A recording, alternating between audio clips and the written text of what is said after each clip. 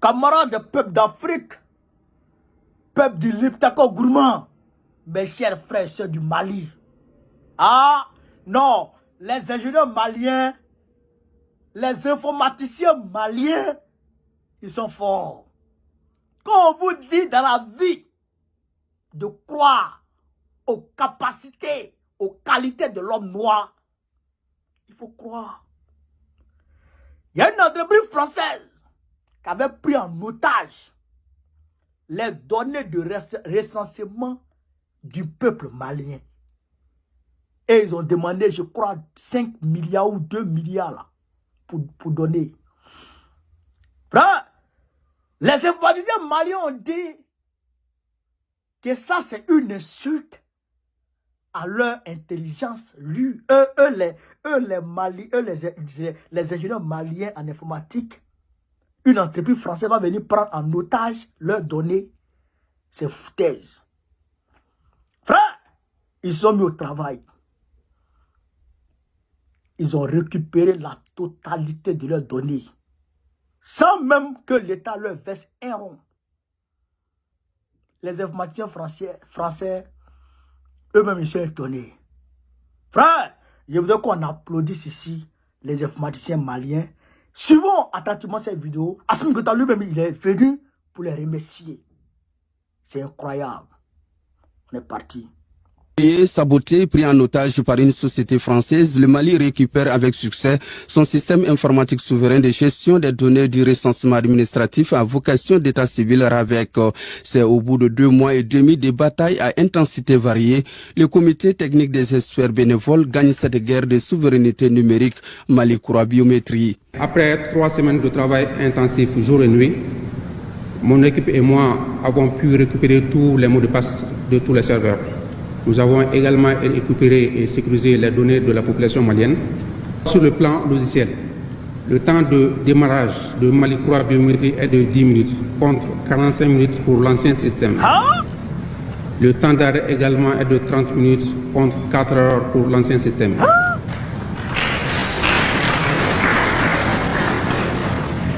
Il n'y a pas de prestataire étranger pour les contrats de maintenance pour l'État malien. Brusquement interrompu sa prestation, puis la société française refuse d'honorer ses engagements en matière de transfert des compétences. Le gouvernement du Mali, on se rappelle, a rendu public la nouvelle dans un communiqué en date du 25 septembre 2023. Le système est aujourd'hui récupéré et même basculé à 0 francs sur Mali Kura Biométrie. À l'origine de cette initiative, je voudrais rappeler la réaction du coordinateur du projet.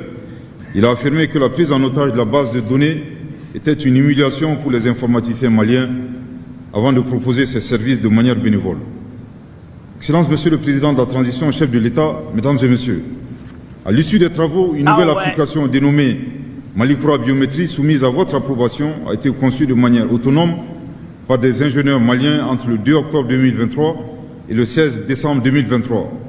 En plus de l'action bénévole des experts maliens qui ont accepté, par patriotisme, de travailler gratuitement, le basculement vers le nouveau système n'a eu aucune incidence budgétaire.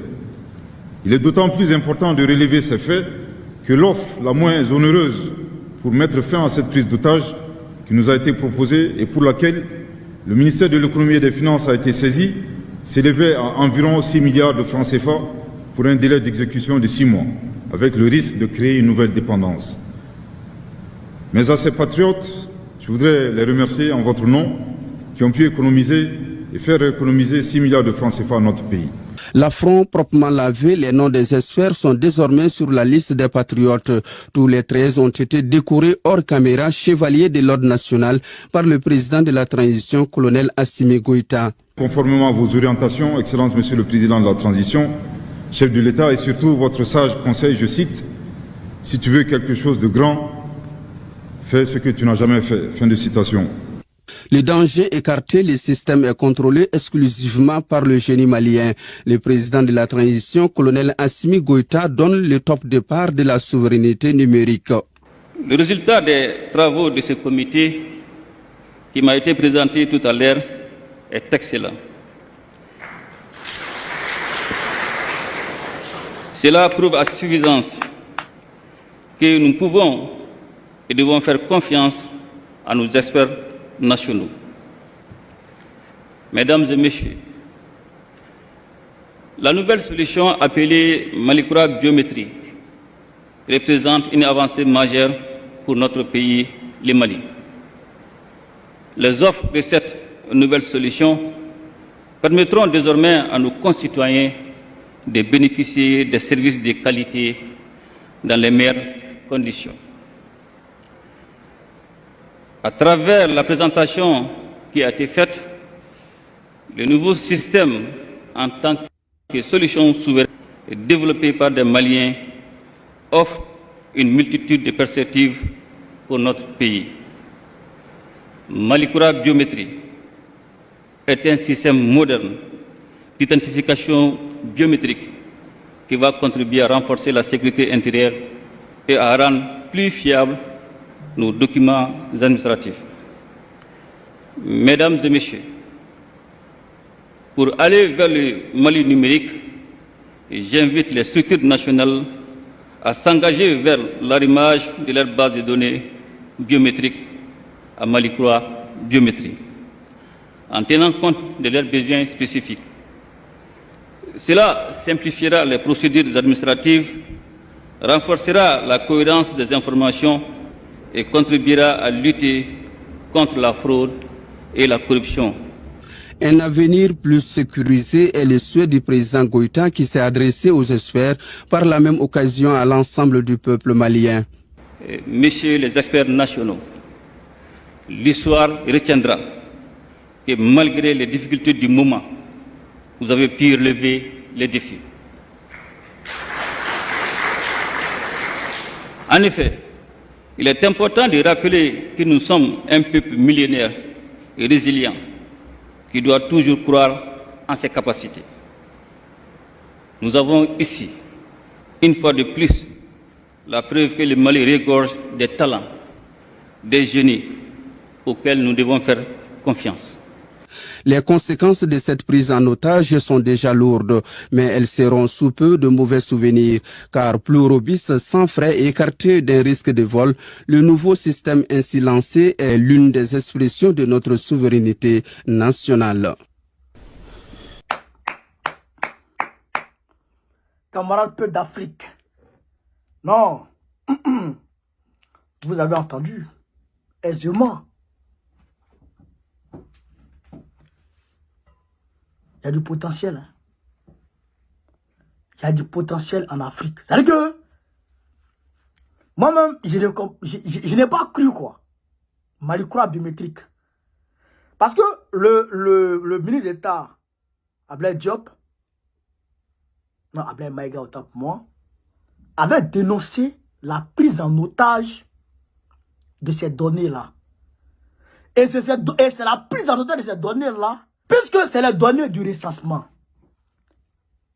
Et c'est ça qui avait d'ailleurs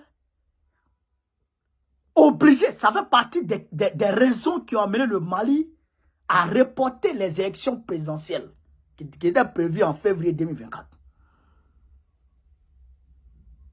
Vous comprenez? Parce qu'ils n'ont pas pu. Ils n'avaient pas pu, parce que l'entreprise française avait demandé 6 milliards. Pour redonner les mots de passe afin que le Mali puisse récupérer ces données. Pour faire, comment on appelle ça, la remise à jour, vérifier la liste électorale et tout. Vous comprenez là? Vous comprenez? Les passeports des gens, les numéros des passeports des gens, tout ça a été pris en otage. 6 milliards, ils avaient demandé. Et pour 6 mois, ils devraient progressivement donner au Mali. Et d'ailleurs, ils avaient tout contrôlé, puisqu'ils n'avaient pas donné la totalité. C'est le Waworo. Les génies maliens ont appelé Assimi Goïta, non, le ministre, Ablaye Maïga. Il dit ça là, c'est une insulte à notre compétence. On va récupérer ça là à 0 francs. À 0 francs. Et sur 2 mois, 2 mois de travail acharné, camarades, ils sont mis au travail. Ils ont commencé à checker. Ils ont récupéré progressivement tous les mots de passe. Ils ont récupéré toutes les données. Et ils ont mis les données en lieu sûr. Et ils ont mis un parfait autour. Et ils ont sécurisé. Et maintenant, ils ont dit à Assimi Goïta, ça va s'appeler maintenant Mali Croix biométrique. Mali Croix biométrique parce que c'est des passeports biométriques. Passeport biométrique, les cartes d'identité biométriques. Donc voici ça. Ils ont mis ça en place. Et ce système est plus efficace que le système des Blancs. Parce que, il dit ici, le temps de démarrage prend 10 minutes contre 30 minutes pour l'ancien système. Il dit, le temps d'arrêt fait 40 minutes, non, je pense, contre 4 heures de l'ancien système. Vous avez vu? Quand je vous dis, on est intelligent, personne n'est au-dessus de nous là. Ouais, non. Il faut croire. Il faut croire. Regardez, Faye MS, l'entraîneur de Côte d'Ivoire. Faye. L'entraîneur blanc fut démissionné. Faye MS a pris la même équipe, les mêmes 27. Il a commencé à gagner, il n'a plus perdu de match. Il est en finale. Il n'a plus perdu de match qu'en finale. Qui a été frappé 1-0, qui a été frappé 4-0.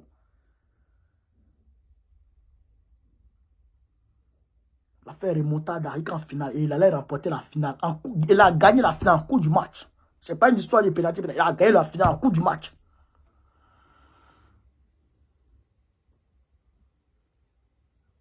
Vous avez compris?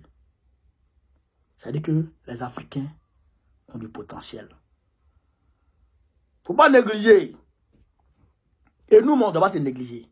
C'est ça ce qu'il avait été. Camarades peu d'Afrique, voilà ce que je voulais vous montrer. Je vous demande de partager au maximum la vidéo. Sur ce, vive l'Afrique libre. Vive le panafricanisme. Vive tous les présidents panafricains. Gbagbo, président de Côte d'Ivoire 2025. Inch'Allah. Partagez la vidéo, chers camarades.